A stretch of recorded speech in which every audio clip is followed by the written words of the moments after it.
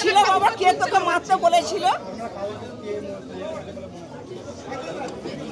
আমরা কারণ বলতে যাবো, আমার বাপের কথা বলবো, আমরা অন্য কারণ কিছু বিষয় বলতে যাবো না। আমার বাপ খুনির সাথে আমার বাপ থাকতে পারেনি, সেটা খুনি তো তাকে নিয়ে দিয়ে ঘোরা হচ্ছে, তাকে জিজ্ঞেস করতে পারে না পুলিশের কাজ কি? তাকে নিয়ে আদর করে তুলছে, সেই তাকে জিজ্ঞেস করে সে পাওয়া যাবে কি?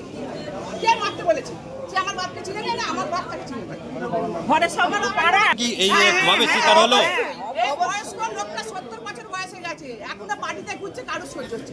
এখনো তো সে নিঃস্বার্থভাবে আমার বাবা থেকে দিয়ে এখন আবার ঘুরছে বলে তৃণমূলের লোকেদের যে একটা পঞ্চায়েত মেয়ে বাড়ি আছে, বিচার হলো, বিচার মানিনি। হ্যাঁ, এই বিচার সর্বোচ্চ শাস্তি কি? আমি বলেছিলাম যে ফাঁসি অথবা যাবজ্জীবন।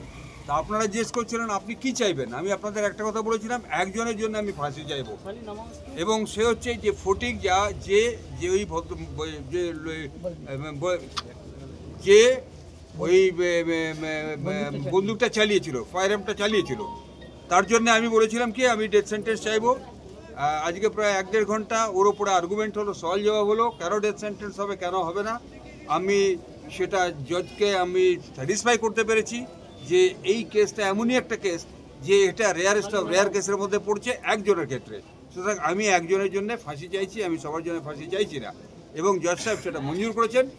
ওই একজন যে আছে বলদেব, সেই বলদেবকে ফাঁসি দিয়েছে, বাকি সকলের দিয়েছে যাবজ্জীবন, এবং সেই সঙ্গে 10,000 টাকা আরও জরিমানা করেছেন, অনাদায়ে আরও 1 মাসের যাবজ্জীবন।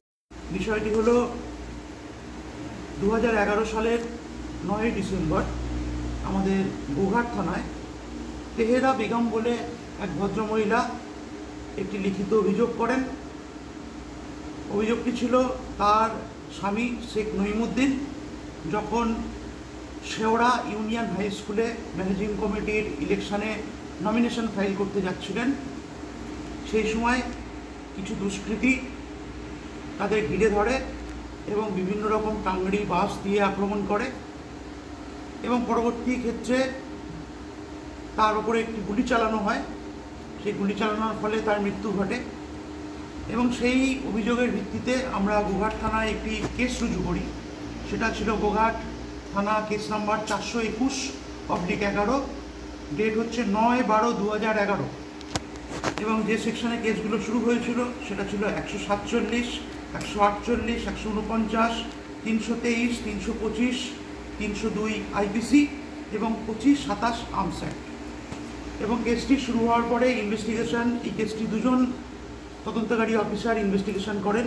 প্রথমেও ছিলেন সাব ইন্সপেক্টর সাক্ষী গোপাল ঘোষ, এবং পরবর্তী দ্বিতীয় আয়োজনী ছিলেন, তিনি ছিলেন তৎকালীন ওসি গোঘাট শ্রী প্রশান্ত কুমার চ্যাটার্জি, যিনি উপস্থিত আছেন এখানে। এবং তিনি এই কেসটি তদন্ত শেষ করার পরে চার্জশিট দাখিল করেন 17/7/2013।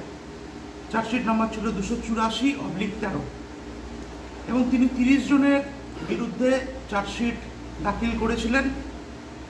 তার মধ্যে তদন্ত শেষ হয়ে যাওয়ার পরে যখন বিচার চলছিল সেই সময় 4 জন অভিযুক্ত মারা যায়। বাকি 26 জনের মধ্যে আমাদের অ্যাডিশনাল ডিস্ট্রিক্ট সেশন জাজ শ্রী কে আগারওয়াল, উনি 19 জনকে দোষী সাব্যস্ত করেছেন। গতকালই আপনারা জানেন যে 19 জনকে দোষী সাব্যস্ত করা হয়েছিল, তার মধ্যে আজকে সাজা ঘোষণা ছিল। আজকে একজনকে ফাঁসির সাজা দেওয়া হয়েছে, এবং বাকি 18 জন তাদের যাবজ্জীবন কারাদণ্ডের আদেশ দেওয়া হয়েছে।